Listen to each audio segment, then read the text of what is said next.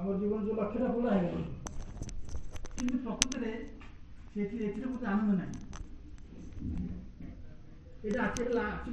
Last achievement नुह आम जीवन लास्ट अचिवमेंट नुहे आम परिस्थिति पहुँची गला आम पुणी आम पुणी आहरी डिजायर रोचे यहाँ लास्ट अचिवमेंट नुहे तेणु जीवन प्रकृत लक्ष्य हूँ कथा कहते किए ना कवि नवजोगेन्द्र ऋषभदेवर 100 पुत्र भितर 9 जन हूँ जोगेन्द्र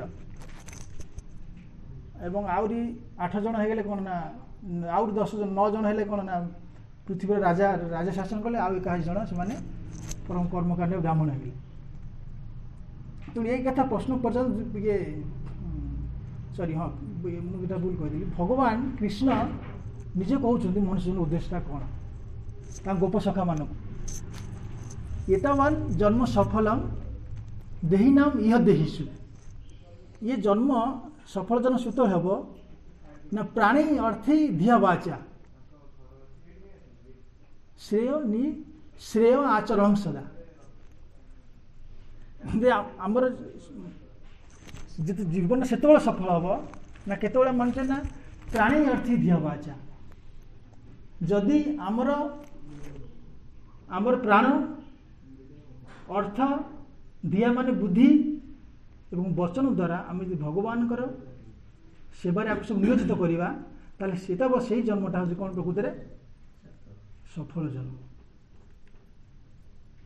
तेणु आउ जहाँ रहा आउ जो आम अचिवमेंट करुचे यहाँ किसी भूल ना से करा दरकार किंतु जब ये जिनसा आम न करुचे ये जिन आम भगवत सेवार आम नियोजित न होचे ताहले आमर जीवनटा सफल बोली कहुई पारबनी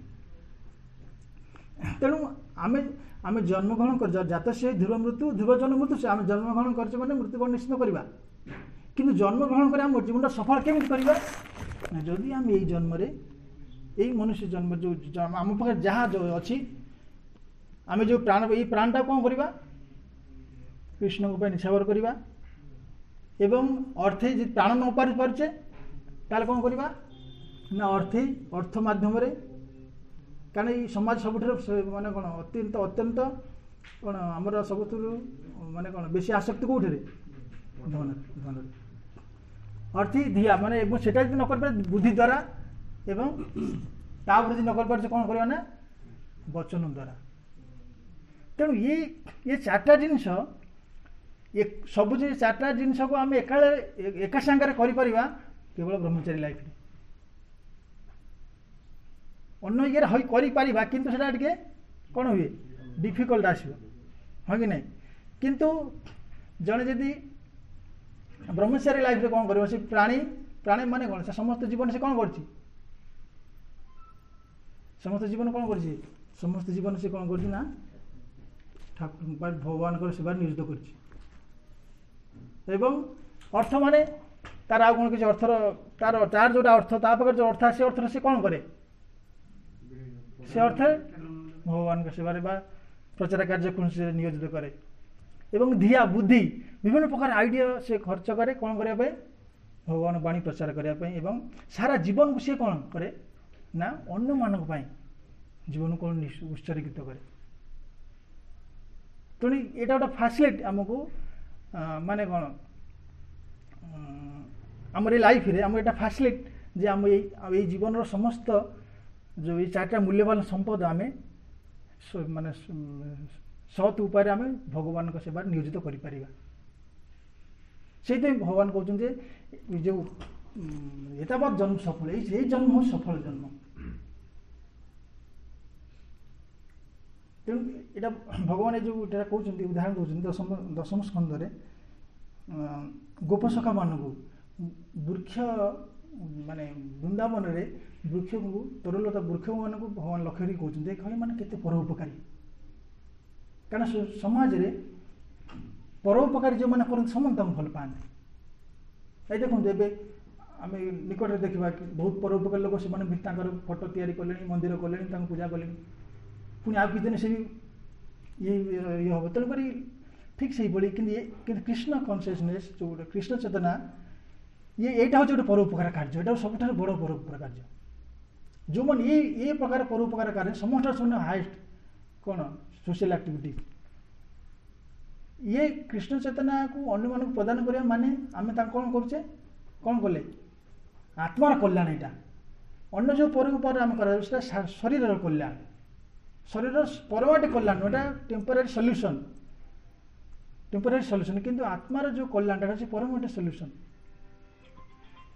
ତେଣୁ ସେଇଥିପାଇଁ ମନୁଷ୍ୟ ଜନ୍ମ ଆମକୁ ଯେ ମନୁଷ୍ୟ ଜନ୍ମ ସଫଳ ସିଦ୍ଧ ହେବ ଯଦି ଆମେ କ'ଣ କରିବା, ଏଇ ଯେଉଁ ଚାରିଟା ଜିନିଷ ଆମର ଏଇ ଜିନିଷ ଯଦି ଆମେ ସମ୍ପୂର୍ଣ୍ଣ ଭାବରେ କ'ଣ କରିବା ନା ଅନ୍ୟମାନଙ୍କୁ ଦେଇପାରିବା, ଭଗବାନ ସେବାଟାକୁ ନିୟୋଜିତ କରିପାରିବା। ଏଇଟା ହେଉଛି ପ୍ରକୃତରେ ଆମର କ'ଣ ନା ମନୁଷ୍ୟ ଜୀବନ ସଫଳ।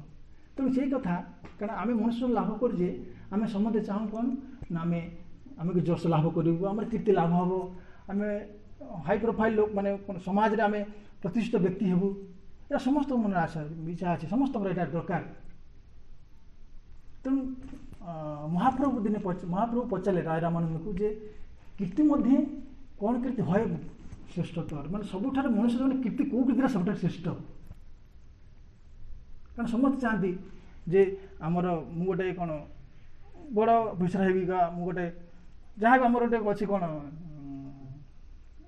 ଇଚ୍ଛା ଅଛି, ଆକାଂକ୍ଷା ଅଛି, ଆମେ ଏଇ ଜିନିଷ ଆମେ ଆଚିଭ୍ କରିବା, କିନ୍ତୁ ସେ ସମସ୍ତଙ୍କ ଭୌତିକ ଜଗତରେ ଏଇ ରହିଛି ଏଇ ପ୍ରକାର ଇଏ ଅଭିମାନ। ତେଣୁ ମହାପ୍ରଭୁ ପଚାରିଲେ ଯେ କ'ଣ ଯେଉଁ କୀର୍ତ୍ତି ମଧ୍ୟରେ ସବୁଠାରୁ ଶ୍ରେଷ୍ଠ କୀର୍ତ୍ତିଟା କ'ଣ?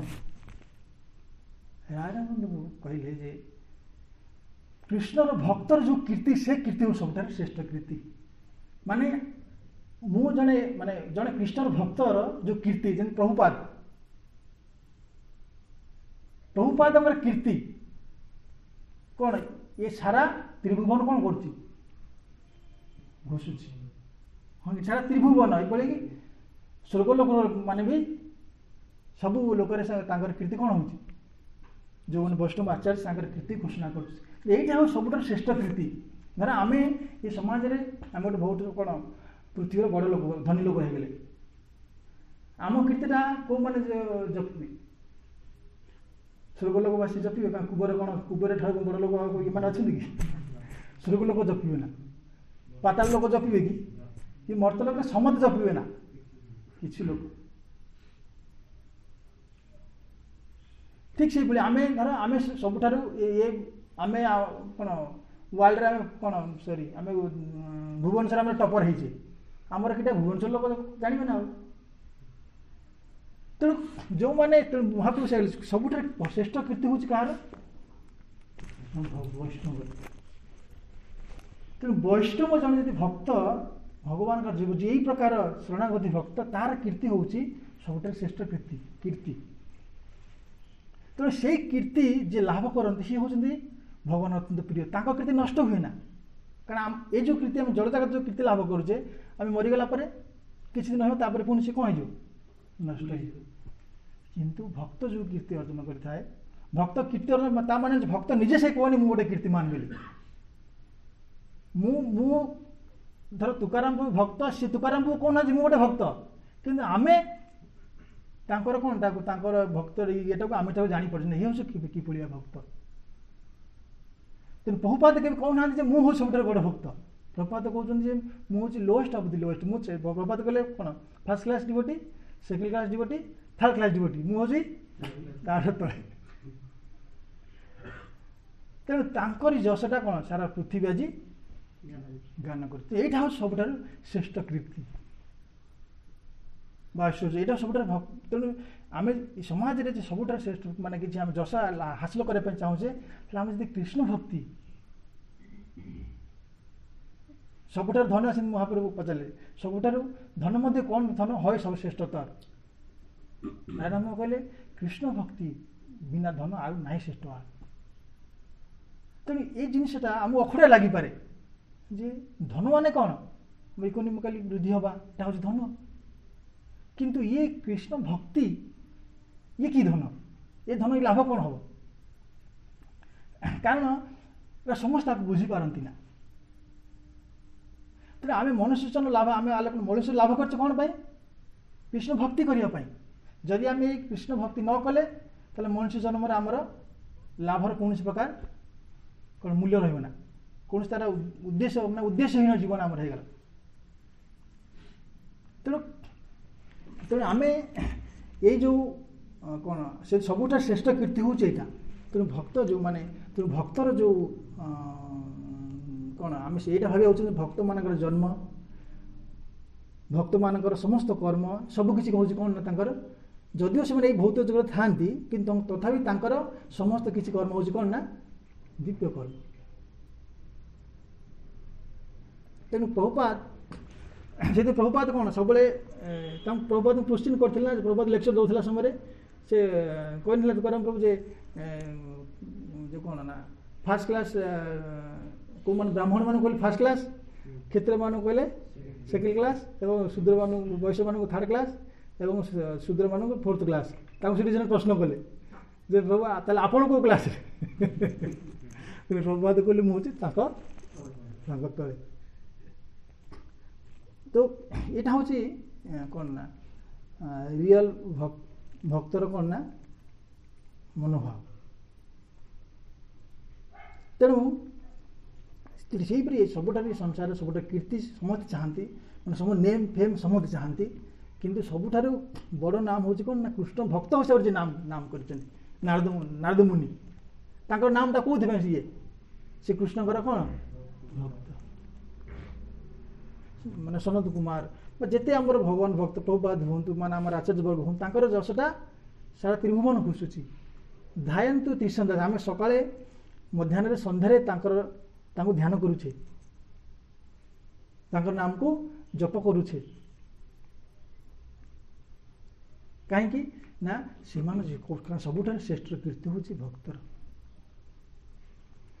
तेणु से राजा रामानंद कहले जे श्रेष्ठ कीर्ति मध्य सब सब श्रेष्ठ कीर्ति हूँ भक्त तेणु से भक्त आम जो भक्त मानकर जो माने कौन ये करा जाए भक्त ये भक्तर समाज भक्ति लाभ करा केमी ना भक्तस्तु भक्ति तु भगवत भक्त संगे न पड़ जाते तेणु भक्ति आम लाभ करवा भगवान भक्त संग लाभ द्वारा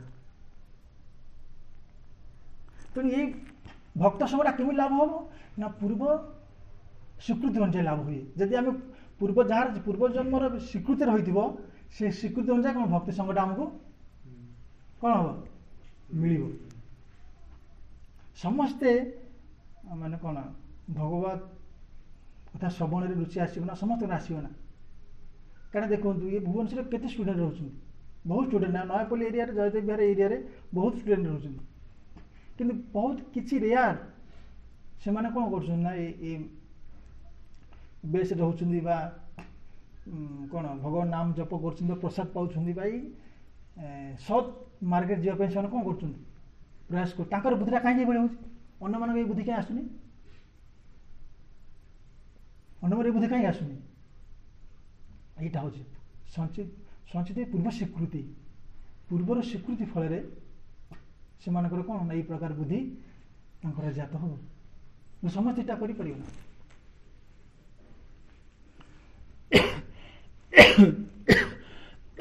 तेणु तेणु साधुसंग हूँ मुख्य जिनिस तेणु से कह सन कुमार कहते नारद मुनि जे असार ये जगत भितर तीन जिन आमको मिल पारे गोटे हूँ कौन ना साधुसंग भगवान भक्ति एवं तितिक्षता बा सहिष्णुता ये तीन हूँ सार जिनिस ये तीन को जब आम फॉलो करवा ताला आम जीवन में निश्चित भाव में आम जीवन जीवन को सफल कर तेणु सनत कुमार ब्रह्मांकर से प्रथम चारि कुमार प्रथम पुत्र संतान से ब्रह्मांकर तेणु से नारद मुनि की से शिक्षा प्रदान कर भक्तिटा आम लाभ करवा भक्त संगे भक्त संग कले कौन लाभ हुए कहे गंगा आमर कौन पाप हरण करती चंद्रमा शीतलता प्रदान करती ताप हरण करती कल्पवृक्ष आमर दैन देवा आमर दारिद्रता दूर करती किंतु भक्त ये तीन जाक सब हरण करती ଯେମିତି କୁହାଯାଏ ଯେ ଗଙ୍ଗା ପାପଂ ଶଶୀ ତାପଂ ଦୈନମ କଳ୍ପ ତରୁ ହରେତ୍ ପାପ ତାପଂ ତଥା ଦୈନମ ସଦ୍ୟଂ ସାଧୁ ସମାଗମ। ଏ ସାଧୁ ସମାଗମରେ ସତ୍ସଙ୍ଗ ମାଧ୍ୟମରେ ଏ ତିନିଟା ଜିନିଷ ହେଇଥାଏ। କ'ଣ ନା ଗଙ୍ଗାରେ ସ୍ନାନ କଲେ ଆମର କ'ଣ ହୁଏ? ପାପ ଧୋଇଯାଏ। ଏବଂ ଚନ୍ଦ୍ର ଉଦୟ ହେଲେ କ'ଣ ନା ଶୀତଳତା ପ୍ରଦାନ କରନ୍ତି। ଏବଂ କଳ୍ପତରୁ ଆମର ସମସ୍ତ ଆବଶ୍ୟକତା କଳ୍ପବୃକ୍ଷ ପାଇବାକୁ ଗଲେ ଆମର ସମସ୍ତ ଆବଶ୍ୟକତା କ'ଣ ହେଇଯାଏ? ପୂରଣ ହେଇଯାଏ। ଏ ତିନିଟା ଜିନିଷ ଆମେ ଏକା ସାଙ୍ଗରେ କରିପାରିବା ନାହିଁ। କିନ୍ତୁ ଯଦି ଆମେ ସାଧୁସଙ୍ଗ କରେ ତାହେଲେ ଆମର କ'ଣ ହେଇଯିବ? ଏ ତିନିଟା ଜାଗା ଏକା ସାଙ୍ଗରେ ଗୋଟାଏ ଜାଗାରେ ମିଳିଯିବ। ତାହେଲେ ବୁଦ୍ଧିମାନ ବ୍ୟକ୍ତି କ'ଣ କରିବା ଦରକାର? କଳ୍ପବୃକ୍ଷ ସେଇଥିପାଇଁ ବୈଷ୍ଣବମାନେ କ'ଣ ବାଞ୍ଛା କଳ୍ପତରୁ ଭ୍ୟସ୍ୟ କୃପା ସିନ୍ଧୁ ଏଭଳି ଗଛ ପତିତାନାମ ପାବନେଭ୍ୟ ସବୁ ଜିନିଷ ଏତେ ରହିଛି। ବୈଷ୍ଣବ ନମୋ ନମ। କାରଣ ଏ ତିନିଟା ଜିନିଷ ଭକ୍ତ ବୈଷ୍ଣବ ମାନେ ଶୁଦ୍ଧ ବୈଷ୍ଣବ ସେମାନେ ଏଇ ଭକ୍ତଙ୍କର ବୈଷ୍ଣବ ମାନେ ସଙ୍ଗ କଲେ ତିନିଟା ଜିନିଷ ଆମର ସବୁ ଜିନିଷ କ'ଣ ହେଇଯାଏ ନା ହରଣ ହେଇଯାଏ। କିନ୍ତୁ ଯେଉଁମାନେ ଏଟା କରନ୍ତି ନା, ଯେଉଁମାନେ ଭକ୍ତମାନଙ୍କ ପ୍ରତି ଦ୍ୱେଷ କରନ୍ତି ବା କୌଣସି ପରେ ଭକ୍ତମାନଙ୍କ ପ୍ରତି ଇଏ କରି, ତାହେଲେ ଆମେ ଇଏ କୁହାଯାଏ ଯେ ଯେଉଁମାନେ ଭକ୍ତର ଠାରେ ଦୋଷ ଦର୍ଶନ କରନ୍ତି, ଭକ୍ତର ଉନ୍ନତି ଦେଖି ସେମାନେ ଈର୍ଷା କରନ୍ତି, ତାହେଲେ ଭଗବାନ ହରି ତାଙ୍କଠାରେ ବହୁତ ଦୂରରେ ରୁହନ୍ତି। ନାରଦ ମୁନି କି ସନତ କୁମାର ଶିକ୍ଷା ପ୍ରଦାନ କରୁଛନ୍ତି। ତାର ସେ କହୁଛନ୍ତି ଯେ ଏଇ ଯେଉଁ ଆରେ ଶ୍ଲୋକଟା ଏଠି ଅଛନ୍ତି ଯେ ଏଇଟା ହେଉଛି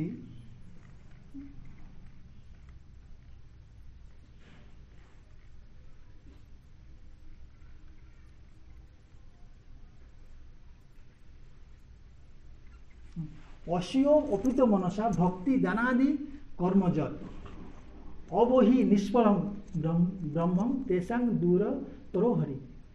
ତାଙ୍କଠାରୁ ହରି ଦୂରରେ ରୁହନ୍ତି। କେଉଁମାନଠାରୁ? ଯେଉଁମାନେ ଅସୂୟା ଭାବ ଅନ୍ୟମାନଙ୍କୁ ବା ଭକ୍ତମାନଙ୍କୁ ଦେଖି ସେମାନେ ତାଙ୍କ ପ୍ରତି କ'ଣ କରନ୍ତି? ଈର୍ଷା ଭାବ କରନ୍ତି। ତାଙ୍କୁ ସହିପାରନ୍ତି। ଆରେ ଏମାନେ ତ ବହୁତ ଭଲରେ ଅଛନ୍ତି, ଏମାନେ ତ କିଛି ନାହିଁ ଆକାର ସବୁ ତ ଭଲ କିଛି ଏମାନେ ନା ଏମାନଙ୍କର କିଛି ଗୋଟେ କରିବାକୁ ପଡ଼ିବ। ମାନେ ଅନ୍ୟର ସୁଖରେ କ'ଣ କରିବା? ମାନେ ଈର୍ଷାନ୍ୱିତ ହୁଅନ୍ତି। ତେଣୁ ଏ ପ୍ରକାର କୁହାଉଛି ଯେ ନିଷ୍ଫଳ, ତାର ସମସ୍ତ କର୍ମ ନିଷ୍ଫଳ ହେଇଯାଏ। ସେ ଯେତେ ବଡ଼ କ'ଣ ମାନେ କାର୍ଯ୍ୟ କରୁ, ଯେତେ ଯାହା କରୁଛି କରୁ, ସବୁ ନିଷ୍ଫଳ ହେଇଯିବ ତାର। ଯଦି ସେ ଭଗବାନଙ୍କ ଭକ୍ତ ବୈଷ୍ଣବମାନଙ୍କ ପ୍ରତି ସେ କ'ଣ କରୁଛି? ଈର୍ଷା ପ୍ରଦାନ ହେଉଛି। ସମସ୍ତ କହୁଛି ଯେ ଅଭିବ ନିଷ୍ଫଳ ବ୍ରହ୍ମନ୍, ସବୁ କର୍ମ ତାର ନିଷ୍ଫଳ ହେଇଯିବ। ଯେତେ ତାର ଯେକୌଣସି ମାନେ କ'ଣ ଇଏ କର୍ମ କରୁ ସବୁ ନିଷ୍ଫଳ ହେଇଯିବ। କାହିଁକିନା ହରି ତାଠାରୁ ଦୂରରେ ରୁହନ୍ତି। ଭଗବାନ ତାର ସେଭଳି ଲୋକର ସବୁଠାରୁ ଦୂରରେ ରୁହନ୍ତି। ତାପରେ ସେ କହୁଛନ୍ତି ପରଶୟା ଅଭିତପ୍ତାନ, ପରର ଉନ୍ନତି ଦେଖି ସେମାନେ ଜଳନ ହୁଅନ୍ତି। ତାଙ୍କ ଭିତରେ କ'ଣ ହୁଏ? ଅତ୍ୟନ୍ତ କଷ୍ଟ ହୁଏ। ଅନ୍ୟମାନଙ୍କର ଉନ୍ନତି ଦେଖି, ଅନ୍ୟମାନଙ୍କର ମାନେ କ'ଣ ତାଙ୍କର ଉତ୍ତରୋତ୍ତର ଇଏ ଦେଖି ସେମାନଙ୍କ ହୃଦୟରେ କ'ଣ ଜଳନ ହୁଏ। ତେଣୁ ଦମ୍ଭ ଆଚରିସ୍ଥା ମାନେ ଦାମ୍ଭିକ ଭାବ ବର୍ଣ୍ଣ ହେଇକିରି ଅନ୍ୟମାନଙ୍କୁ ଚିହ୍ନା, ମୁଁ ତାର ନିଶ୍ଚିତ ପ୍ରତିଶୋଧପଣ ହେବି, ମୁଁ ତାକୁ ନିଶ୍ଚିତ ଭାବରେ ତଳୁ ଖସେଇବି। ତେଣୁ ଏ ପ୍ରକାର ମନୋବୃତ୍ତି ଯେଉଁମାନେ ବି କରନ୍ତି ସେମାନଠାରୁ ହରି ବି କ'ଣ ରୁହନ୍ତି? ଦୂରରେ ରୁହନ୍ତି। ତେଣୁ ଯଦି ଆମେ ଏସବୁ କର୍ମ କରୁନେ, ତେଣୁ ଏ ପ୍ରକାର ସଙ୍ଗ କଲା ମାନେ ଆମର କ'ଣ ହବ ନା, ଆମର ଏଇ ବ୍ୟକ୍ତିମାନଙ୍କର ସଙ୍ଗ କଲା ପରେ ଆମର କ'ଣ ହବ? ଏଇ ପ୍ରକାର ମନୋଭାବ ହବ। ସମାଜରେ 90%ରୁ ଅଧିକା ଲୋକମାନଙ୍କର ମନୋଭାବ ନେଗେଟିଭ।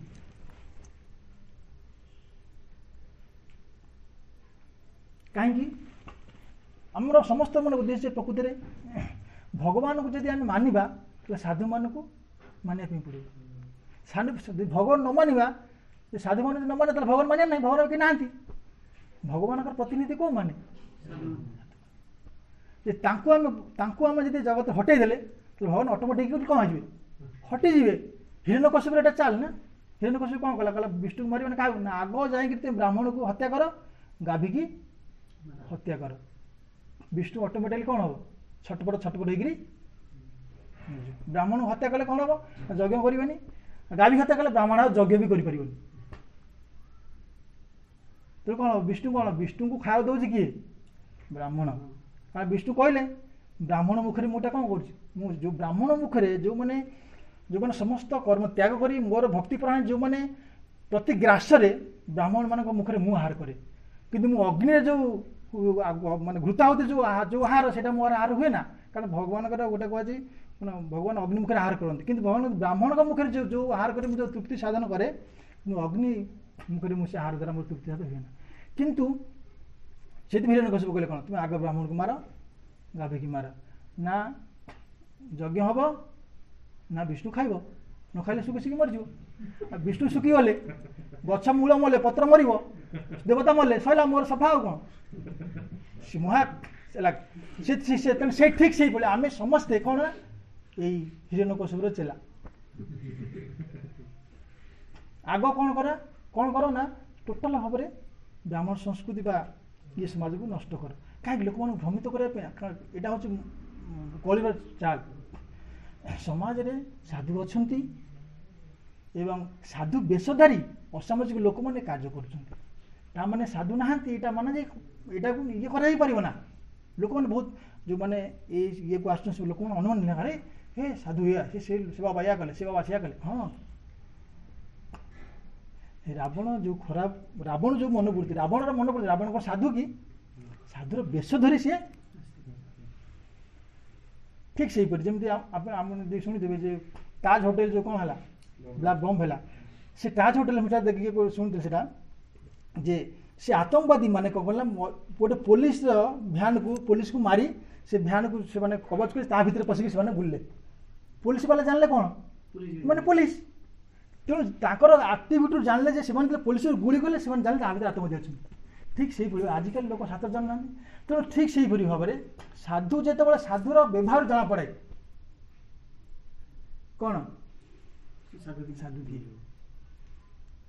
जेपर्यंत से पुलिस कार भीतर अच्छा जेपर्यंत अन्य पुलिस कौन से गुली न करुँच से पर्यंत जना पड़ोनी जे आ भीतर किए अच्छा से गुली गला पुलिस जानले जी मैंने आतंकवादी तेनाली आक्टिविटी जना पड़े मान कौन तेणु बास तेणु समाज में जेपर्यंत आम भगवान साधु भगवान भक्त रही भगवान अस्तित्व रही भगवान भक्त मानकर अस्तित्व जेपर्यंत रही भगवान भक्ति से पर्यंत कौन हम ना बढ़ी चलो एक समाज कल्याण हो तेणु से आम कहे जे भक्त संग आम रहा उचित भक्त संग कले आमर कौन हमारे जीवन प्रकृत सफलता आम लाभ कर तेणु से भगवान सखा मान कहते प्राणी अर्थी धिया वाचा श्रेय आचरण सदा ये आचरण आम करवा दरकार यहाँ सब जीवन सब श्रेय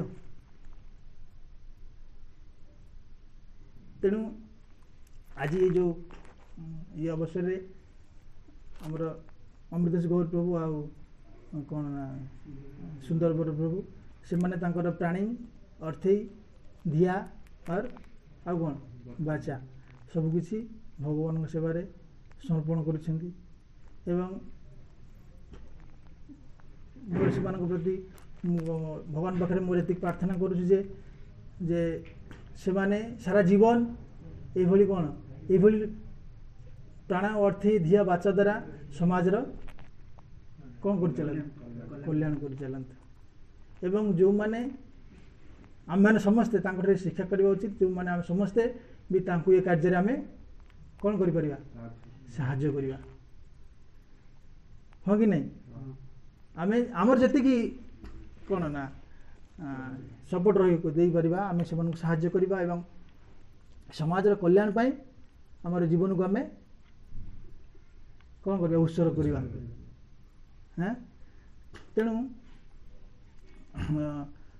अमृतेश गौर प्रभु कांग्रेगेशन प्रिचिंग दायित्व देखुंट एवं सुंदर प्रभु यूथ फॉर प्रिचिंग जोटा आम कहते कौन जो कैंपस प्रिचिंग से भी तार दायित्व से मंदिर बंद अच्छी बोली से जिन हो पारनी तेणु से कौन ना ये रही एवं आमर मुझे गोटे जिनस कह आप समस्ते माने ये पालन करिए आम केते टाइम है तेणु मो भगवान प्रति प्रार्थना करूँ जे सारा जीवन से भगवान भक्ति करंतु एवं वैष्णव अपराध सब भगवान तो से सब बुद्धि दिंतु वैष्णव अपराध दूरे रुहतु एवं ये जीवन को गुरुकृष्ण सेवारे उत्सर्गित करंतु। हरे कृष्णा। जगत गुरु श्रील प्रभुपाद की जय, श्रील गुरुदेव की जय, संवेद भक्त वृंद की जय, निताय गौर प्रेमानंदे हरि बोल। वंशा कल्पतरुभ्यश्च कृपा सिन्धुभ्यश्च पतितानां पावनेभ्यो वैष्णवेभ्यो नमः। Next program. हरे कृष्णा। बहुत धन्यवाद देते हैं शिक्षकों का। अरे मेरे प्रभु जी की गाइडेंस में ही सारे वेब पे जो भी प्रिंटिंग हो रहा है प्रभु जी की गाइडेंस में हो रहा है। तो एक बार हरे कृष्ण महामंत्र बोल के प्रभु जी को धन्यवाद देंगे। हरे कृष्णा कृष्णा कृष्णा हरे हरे, हरे राम राम राम हरे हरे। इसमें तुकाराम प्रभु का श्रेय है। जब ये दीनबंधु वो नए नए आए उनका साथ उनके बहुत एक्सपीरियंस है। तुम लोग का ही इसमें ये है, मेरा कुछ नहीं है। और प्रभुपाद गुरुदेव की कृपा से सब कुछ बढ़ रहा है। आप लोग की प्रभुपाद ने आपको भेजा है उन लोगों को हेल्प करने के लिए। इसमें आप लोग का भी योगदान बहुत बड़ा है। ऐसा नहीं है कि हम लोग कर लेते, नहीं। प्रभुपाद ने आप लोगों को भेजे हैं क्या करने के लिए, उनके कार्य में हेल्प करने के लिए। समझ रहे हो ना? हरि बोल। इसलिए आप लोग का भी इसमें बहुत बड़ा योगदान है। हरे कृष्ण। हमारे बीच में है श्रीमान भाव और इंदुमती राधिका माता जी। हरे बोल। तो प्रभु जी और माता जी दोनों श्रीमद भक्ति महाराज के शिष्य हैं और मंदिर के सभी प्रकार से सेवा करते हैं। अभी हाल ही में कुछ दिन पहले गर्भ संहिता और इंदुमती माता जी ये गर्भ संहिता का है। ये 200, 250, 300 गर्भ में करे अच्छा इतना डबल कर दिया माता जी ने। 10 लाख से चलती है माता जी का पैरेलल यूनिवर्स उनके 10 हमें यात्रा करते हैं। जिसे रिक्वेस्ट करेंगे थोड़ा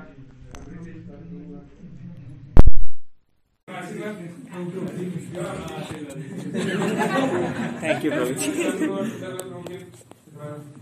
बताना चाहेंगे प्रभु